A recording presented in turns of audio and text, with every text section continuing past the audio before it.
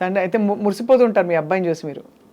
మర్చిపోయేది ఏమన్నా బ్రతుకు తెరువు ఉంటే చాలండి. ఎవరైనా అంటే నేను అదే ఇందాక నుంచి నేను ఏది తెలుసుకునే ప్రయత్నం చేస్తాను అంటే బ్రతుకు తెరువే అందరి మధ్యతరగతి కుటుంబాలు అంతే, పెద్ద కుటుంబాలు దాని మీదే బతికాడు వాడు. వాస్తవంగా ఇప్పుడు ఒక నాటికి తీసేవాడు 70 ప్రదర్శనలు ఆడేవాళ్ళం ఇద్దరం కలిసి. ప్రదర్శనకి 1000-1500, 2000, 1000-1500, 2000 మిగిలేవి. అదే వాడి సంసారం. నన్ను ఎప్పుడు వాడు పాపం డబ్బులు అడగలేదు. దాంతోనే వాడేమన్నా అంటే ఇక్కడ ఉంటే నాకు ఖర్చు ఎక్కువ పెరుగుతుందని చెప్పి ఊళ్ళోనే సెటిల్ అయ్యాం అందరం. అక్కడే ఇల్లు కట్టుకున్నాం, అక్కడే వస్తూ పోతుండేవారా? ఇప్పటికీ వచ్చిపోతాడు. ఓహోహో. ఇప్పుడు సంక్రాంతికి వస్తున్న సినిమా చూసే ఉంటారు మీరు. అందులో చేశాడు, చాలా హిట్ అయిన సినిమా. అవును, అందులో ప్రెసిడెంట్ గా చేశాడు. అట్లా కానీ సినిమా ఇండస్ట్రీ మిమ్మల్ని గుర్తించడమో, గుర్తుపట్టడమో, లేకపోతే మిమ్మల్ని వెంటనే తీసుకురావడంలో ఆలస్యం ఎందుకు జరిగింది? అంటే మనం కూడా అప్రోచ్ అవ్వాలి కదా, మనం అవ్వలేదు కదా. ఇప్పుడు వాళ్ళు చూసినప్పుడు మనల్ని పిలిచారు, వాళ్ళకి నచ్చి. ముందు నుంచి మనం అప్రోచ్ అయి ఉంటే మరి పిలిచేవాళ్ళే మనకి తెలియదు. మనం అప్రోచ్ అవ్వలేదు. మన పని మనం చేసుకుంటూ మన నాటకాలు మనం ఆడుకుంటూ ఉన్నాం. ఇప్పుడు మా చిన్నబ్బాయికి కూడా పాపం అనిల్ రావిపూడి గారు 2 సినిమాల్లోనూ వేషాలు ఇచ్చి మంచి వాడు పికప్ అవడానికి ఒక మంచి ఊతం ఇచ్చారు ఆయన బ్రతుకు తెరువుకి. లేకపోతే ఎక్కడొచ్చేది? కరెక్ట్, అంతే కదా. F3లో చేశాడు. అవును. మళ్ళీ ఇప్పుడు సంక్రాంతికి వస్తున్నాలో చేశాడు. 2 వేషాలు కూడా ప్రేక్షకులు బాగా ఎంజాయ్ చేస్తారు. కరెక్ట్, అవును అవును అవును. ఇది మీరు సార్ ఇంద్రగంటి మోహన్ కృష్ణ గారు మిమ్మల్ని ఫస్ట్ అంటే నేను ఈ 2021కి ముందు ఒక 15 సినిమాలు చేశాను. ఇక్కడ ఉంటున్నాను కదా, ఇక్కడ నాటకాలు చేసేటప్పుడు అనే ఒక వేషవందనం చేయాలి అంటే ఇంద్రగంటి మోహన్ కృష్ణ గారు ఏంటంటే మొట్టమొదటి ఫిల్మ్లో నాకు అవకాశం ఇచ్చారు. మన తనికెళ్ళ భరణ్ గారును మోహన్ కృష్ణ గారు పిలిచి కూర్చోబెట్టి ఇందులో చేయాలి రావణ అంటే చేద్దాం సార్ అని చేశాము. గ్రహణం తర్వాత మోహన్ కృష్ణ గారు ఆయన ప్రతి సినిమాలోనూ వేషం ఇస్తూ వచ్చారు నాకు. గోల్కొండ హై స్కూలు, తర్వాత అష్టాచెమ్మ, తర్వాత మాయాబజారు. ఆ తర్వాత ఏమైందంటే నేను ఇటు రిటైర్ అయ్యి నాటకాల్లో తిరగటంలో నేను ఆయన్ని కలుసుకొని చేయలేకపోయాను. ఆ తర్వాత మళ్ళీ రీసెంట్గా ఆ అమ్మాయి గురించి మీకు చెప్పాలో చేశాం ఆయన దగ్గర. ఎలా సార్ అంటే ఇప్పుడు ఈ రంగస్థలం నుంచి టీవీ నుంచి సినిమాకి వచ్చాక ఇప్పుడు జీవితం బాగుందనిపిస్తుందా, హాయిగా ఉందనిపిస్తుందా? అంటే అంత కష్టం ఉండదు కదా మీకు? కష్టం ఉండదండి, హాయిగానే ఉంటుంది. ఎందుకంటే ఇప్పుడు ముఖ్యంగా బ్రతుకు నడిచిపోతుందండి. ఇక్కడ బ్రతుకు నడిచిపోతుంటే కష్టం కూడా సుఖంగానే ఉంటుంది. అవును అవును అవును. బ్రతుకు నడిచే దాంట్లో కనుక ఎగుడు దిగుళ్ళు ఉన్నా, నడవటానికి కష్టంగా ఉన్నా, మనకి సుఖం కూడా చాలా కష్టంగానే ఉంటుంది. అవును, అంటే అప్పటి జీవన శైలి కూడా చాలా డిఫరెంట్గా ఉండేది మీకు. ఊళ్ళకి మార్పులు అంటే మొదటి నుంచి కూడా మా ఫ్యామిలీలో మా ఆవిడ నేను ఒక ప్లానింగ్ ప్రకారం నడిచిన వాళ్ళం ఇద్దరం.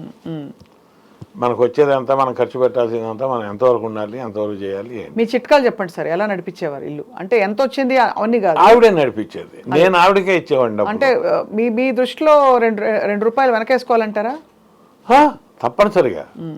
ఇవాళకి కూడా నేను 2 రూపాయలు కాదు 20 రూపాయలు వెనకేయమనే చెప్తాను. ఇవాళకి కూడా మేము ఎక్కువగా ఖర్చు పెట్టేవాళ్ళం కాదు. ఎప్పుడో చూస్తే సినిమా చూసేవాళ్ళం. గతంలో కూడా నాటకం మీద కూడా 300 రూపాయలు వస్తే 3 రూపాయలు నేను బాబా గారికి పంపుకునేవాడిని. అప్పుడు till today you do that. Percentage ఆయన పంపుకుంటూనే ఉంటాను. పుట్టపర్త సార్, లేకపోతే షిరిడి బాబా గారు? షిరిడి బాబా గారు.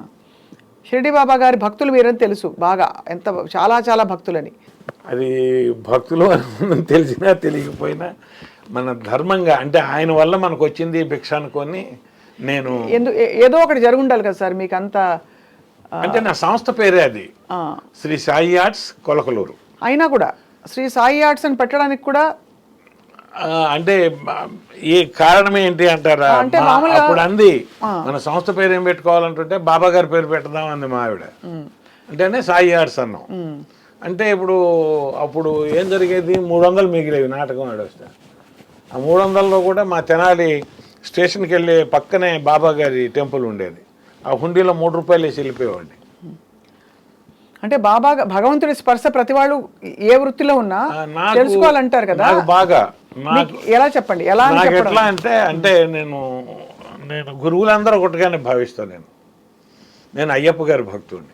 అవును, అయ్యప్ప మాల కూడా చాలా 84 నుంచి 39 సంవత్సరాలు మొన్న ఫిబ్రవరిలో కూడా వెళ్ళొచ్చాను. ఇప్పుడు ఈ ఫిబ్రవరికి వెళ్ళడానికి ఏమైంది, బైపాస్ చేశారు కాబట్టి చన్నీళ్ళు చేయకూడదు, కాస్త ఎండలో వచ్చాక వెళ్ళండి అంటే రేపు మార్చిలో వేసుకొని ఏప్రిల్కి వెళ్దాం అనుకుంటున్నాను. మాల వేసుకుంటారా మీరు ప్రతి సంవత్సరం? ప్రతి సంవత్సరం అంత నిష్టగా పాటిస్తారా? అదే నాకు భిక్ష అన్నం పెట్టింది ఈ స్వామి, అన్నదాన ప్రభువే శరణమయ్యం. శరణం అయిపోయి నాకు అంత నమ్మకం. అయితే ఏంటంటే బాబా గారు కూడా ఒక గురువే కాబట్టి మేము ఆయనకి పంపుకోవటానికి అలవాటు పడిపోయాను మొదటి నుంచి. బాబా గారి గురించి మీకు ఏమైనా అనుభవాలు అయ్యాయా? అంటే చాలామంది చెప్తారు ఇలా నేను అనుకున్నాను జరగదు ఇంకా అని అనుకుంటున్న సమయంలో ఒక అవన్నీ ఈయన రూపంలో జరిగాయి మాకు, అయ్యప్ప గారి రూపం, అయ్యప్ప స్వామి రూపంలో. చెప్పాలి అంటే మీకు 84లో వేసుకున్నాక 94లో నేను అనుకున్న పైకెక్కుతూ నేను వెళ్ళి మరి ఎవరిని అడగలేను, మా అత్తయ్యలు ఉండేవాళ్ళు ఇద్దరు, వాళ్ళు అడుగుతుండేవాళ్ళు, ఎరా నువ్వు నాటకాలు వేయటమైనా టీవీలో కనిపించేది ఏమైనా ఉందా అని. మరి వాళ్ళందరూ ఇట్లా అడుగుతున్నారు, నన్ను ఎట్లా చేస్తావో తెలియదు, నాకు టీవీలో చెయ్యాలని ఉంది, టీవీలో నాకు అవకాశాలు ఇప్పించు. అయితే నేను వెళ్ళి అడగటానికి ఇక్కడున్నాను నేను, అవేమో ఎక్కడో ఉన్నాయి, ఎవరి ద్వారా అడిగిస్తావో నాకైతే తెలియదు, నా చేత పని చేయించుకున్న వాళ్ళు ఎవరు నాకు డబ్బులు ఎగ్గొట్టడానికి వీల్లేదు, మరి నా ఉద్యోగం పోకూడదు అన్నీ ఓకే. కొండెక్కుతూ అదే ఇరుముడితో కొండెక్కుతూ అనుకున్నాను. నెక్స్ట్ ఇయర్ ఈటీవీ వాళ్ళు యాజమాన్యం నన్ను పిలిచారు, ఉంచుకున్నారు. అప్పుడు ఒక మాటల సందర్భంలో నేను కూడా అన్నా, ఏదైనా కంటిన్యూస్గా ఉండే సీరియల్ వస్తే చెప్పండి సార్, నేను జాబ్ వదిలేస్తాను అన్నాను. అంటే రామారావు గారు కోపడ్డారు. రమణ గారు తప్ప మాట అనకండి ఇంకెప్పుడు, మీరు జాబ్ మాత్రం వదులుకోవద్దు, గుర్తుపెట్టుకోండి, మీ వీక్ పాయింట్ ఏంటో చెప్పాను. నేను చెప్పాను నాకు అలవాటు లేదండి, అందుకని నేను డిపార్ట్మెంట్స్లో చెల్లను, ఫ్యామిలీ ఏమో పెద్దది నాకు, అవును. అంటే మీరు అనేది లంచాలు తీసుకోవడం అలవాట్లేదు అంతే, మామూలుగా మీరున్న డిపార్ట్మెంట్ అలాంటిదే, బహిరంగంగా అనుకోకుండా నేను సైలెంట్గా అన్నాను. అర్థమైంది.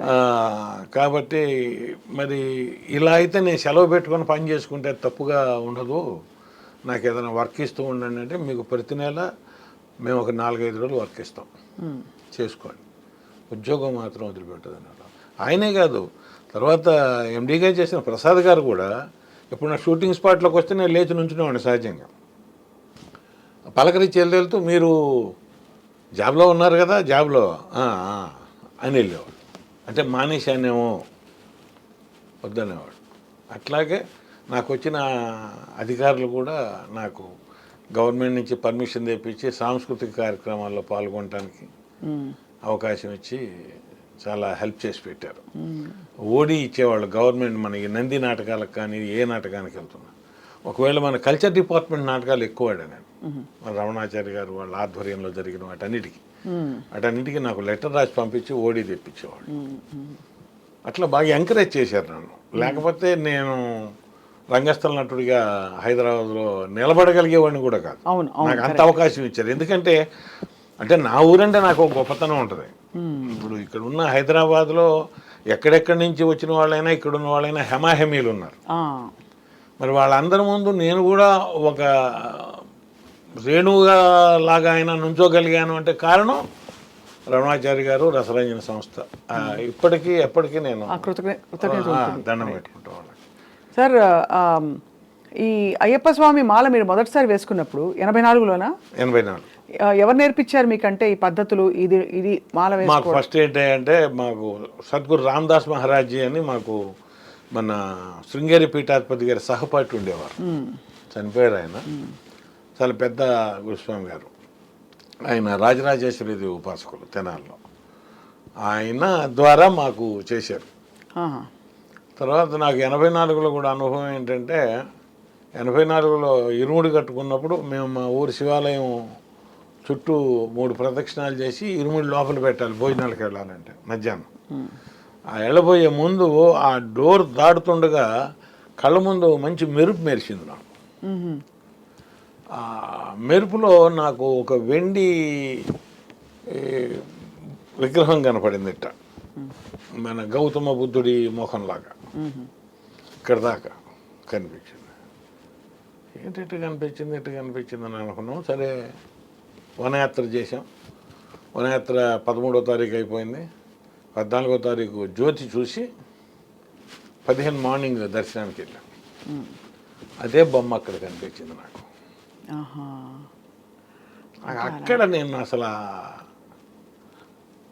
అప్పటికి ఇప్పటికి నాకు ఆన్సర్ లేదు అది. అక్కడ నేను ఇక ఇదైపోయా. ఇంటికి వచ్చాను. ఇంటికి రాగానే ఒక మనకి సంబంధం లేని కేసులో నేను ఇరుక్కోబోతున్నాను అనేది అర్థమైంది.